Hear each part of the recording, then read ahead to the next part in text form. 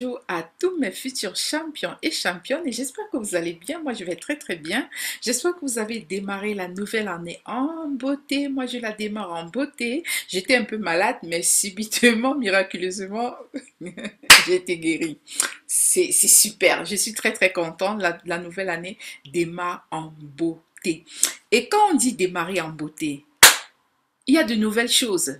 J'apporte des changements dans cette chaîne. Dans cette chaîne, nous allons vraiment parler de business, multiplier ses revenus.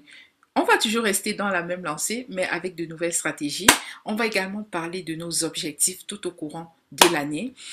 Bienvenue sur ma chaîne Alice Dukeka. Ici, nous parlons de multiplier ses revenus. C'est trop chou lorsque vous multipliez vos revenus. Est-ce que vous avez déjà remarqué ça? Si vous avez par exemple un salaire de 6 000 $ et après il y a un autre des revenus de 3 000, 6 000 même qui rentrent et ainsi de suite. Ça fait toujours plaisir. On a le sourire jusqu'ici. Alors, je suis là pour vous apporter le sourire. Et puis, je vais vous raconter de petites anecdotes tout au long de notre conversation, des pépites, donc restez jusqu'à la fin. Ce que je vais vous dire aujourd'hui, je viens vers vous avec une idée de business et je sais que vous aviez déjà eu ça en tête, mais vous ne vous êtes pas imaginé quelle pouvait être la portée de ce business. Et aujourd'hui, je viens vous encourager et vous dire que cette idée-là, il faut la mettre en pratique. Tant que vous ne vous levez pas pour faire quelque chose, vous ne saurez pas si ça devait marcher. Oui ou non? Oui ou non? Oui ou non? Donc voilà, nous allons parler de quelque chose de super important et nous sommes en Occident. Est-ce que vous avez remarqué ça? On est en Occident et nous devons utiliser tout ce qui est autour de nous. Même ce que certains peuvent appeler malheur, on doit utiliser cela. Le Covid, on ne sait pas jusqu'à quand le Covid va continuer, alors utilisons ces moments d'opportunité-ci. Je m'en viens. Les gens aiment bien le sucre en Occident. Que ce soit sous forme de boisson, sous forme d'aliments, on aime ce qui est sucré. En fait, je l'ai dit parce que je suis une première fan du sucre. Bon, j'essaie de faire attention, mais les tentations sont toujours autour de nous. Moi, ce que j'ai dit, c'est pas pour tenter les gens, mais c'est une idée de business. Si vous ne le faites pas, une autre personne va le faire.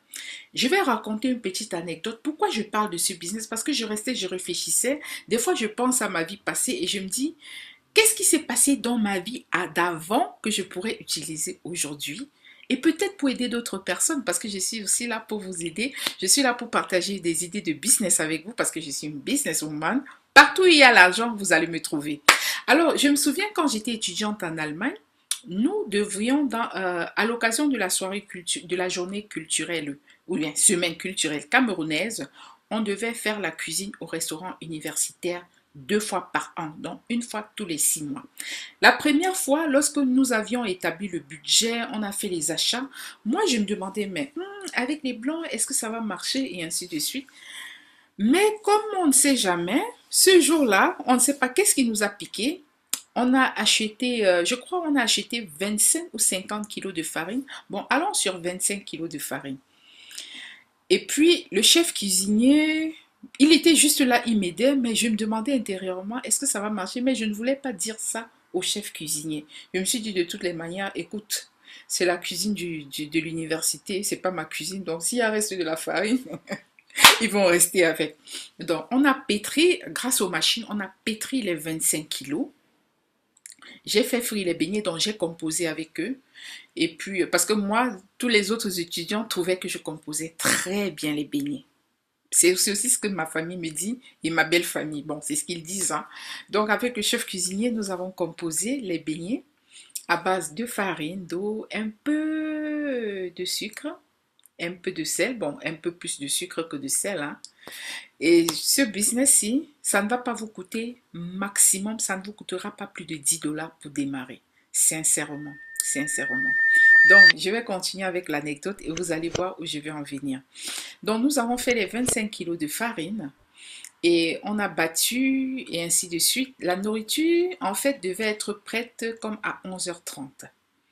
Nous avons commencé le service parce que lorsque nous étions étudiants, il y avait comme deux comptoirs. Il y avait le comptoir pour la nourriture à acheter un peu plus cher. Là-bas, le plat pour ce comptoir-là, c'était 5,50 €. De l'autre côté du comptoir, c'était 2,75 €. Et il y a eu un groupe, quand on a démarré, un groupe d'étudiants s'est avancé, a commencé à acheter le plat à 5,50. Je mettais seulement 5 beignets. Avec un peu de, je mettais seulement 5 beignets, genre 1 € le beignet, avec un peu de haricots. Et 15 minutes plus tard, la file était longue. Je me suis dit, oula, est-ce qu'on a fait assez?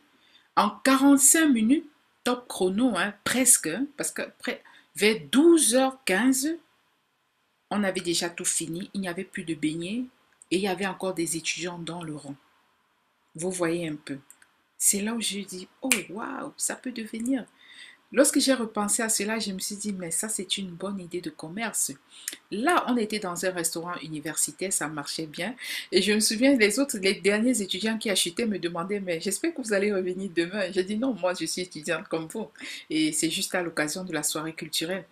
Moi, ce que je voulais partager avec vous, si vous démarrez quelque chose de pareil, ciblez, c'est-à-dire ciblez des emballages de qualité. OK? Comme vous voyez là, ciblez des emballages de qualité. Ayez prospecté, vendez, faites-vous connaître sur Internet. Faites-en vraiment votre business. L'astuce que je vais vous donner, la première chose, vous avez ciblé des emballages de qualité. Deuxième chose, ne faites pas comme on le faisait à l'ancienne, à l'africaine. Mettez l'apport calorifique. Mettez la quantité, comme vous allez voir, prenez des emballages des produits occidentaux que vous connaissez déjà. Vous allez voir, on va écrire le nombre de calories en kilojoules. C'est ce que j'ai vu en France, en kilocalories. On va mettre la composition des lipides, on va mettre la composition des glucides, on va également mettre la composition des protéines. Même si c'est zéro protéine, mettez cette composition-là, mettez la date d'expiration, des choses pareilles. Et une autre chose, en fonction du gouvernement de votre pays, ce que vous allez faire, vous allez vous demander si vous avez besoin d'une certaine licence. Moi, je sais qu'en Allemagne, lorsque je voulais faire cela, je payais une licence de 200 € pour l'année. C'était par an et je devais me faire injecter. Je ne sais pas qu'est-ce qu'on m'injectait, hein. Donc, il me disait, ouais, puisque vous allez faire de la vente, de la nourriture et tout, il faut qu'on s'assure que vous êtes en santé. Donc, on me faisait des tests, on m'injectait quelque chose, je ne sais pas quoi. Donc, en fait, c'est comme ça dépend des gouvernements des pays. Vous devez essayer de voir du côté de votre gouvernement comment ça se passe, comment vous pourriez faire pour exercer cela. La dernière astuce que je vais partager, faites des partenariats avec les supermarchés. Et je me souviens, quand j'étais en France également, parce que je rentre un peu dans mes souvenirs pour me rendre compte que j'ai eu beaucoup d'idées de business que je n'avais pas exploitées. Et je suis là pour partager avec vous afin que vous puissiez les exploiter. Faites ce que je n'ai pas pu faire, ok? Bon, je le dis parce que j'ai d'autres business que je suis en train d'exploiter, quoi. Et puis, donc en France, je me souviens, dans les supermarchés comme Carrefour, Intermarché et tout ça, il y avait souvent comme des groupes, c'était surtout des Martiniquais. Des fois, ils avaient comme des produits à la noix de coco, et puis je voyais, ils avaient des stands.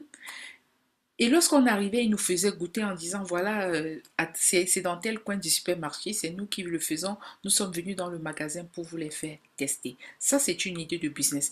Et je me souviens quand je suis arrivée à Montréal, c'est un business que nous, on voulait démarrer, mais j'ai laissé également tomber. Et notre conseiller de la formation nous encourageait vivement. Et c'est l'astuce qu'il nous avait donnée. Il nous avait dit, vous devez prospecter dans les magasins, aller voir les magasins, les grands supermarchés, les enseignes, et puis vous leur proposez le produit.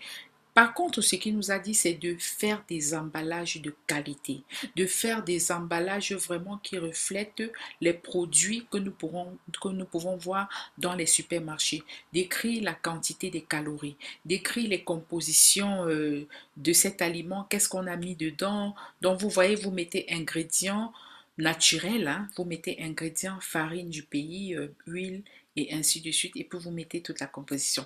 Donc voilà ce que je voulais partager avec vous, cette idée de business qui peut vous rapporter minimum, hein, minimum si vous n'avez rien fait, si vous avez bien prospecté et si vous avez fait attention aux lois gouvernementales, ça pourrait vous rapporter entre 2000 voire minimum 5000 $ par mois. Il suffit de démarrer, il suffit de l'exploiter. Mais si vous m'écoutez pour ne rien faire, vous n'allez rien exploiter, vous aurez juste exploité vos oreilles et vos yeux. Donc voilà, allez-y, exploitez ce business et dites-moi dans les commentaires.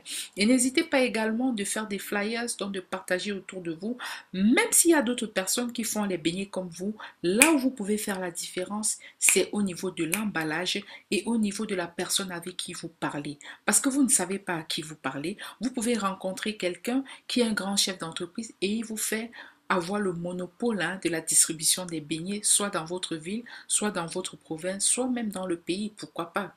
Donc voilà, dans la prochaine édition, nous allons continuer, soit avec des idées de business ou avec des objectifs à atteindre. Bye.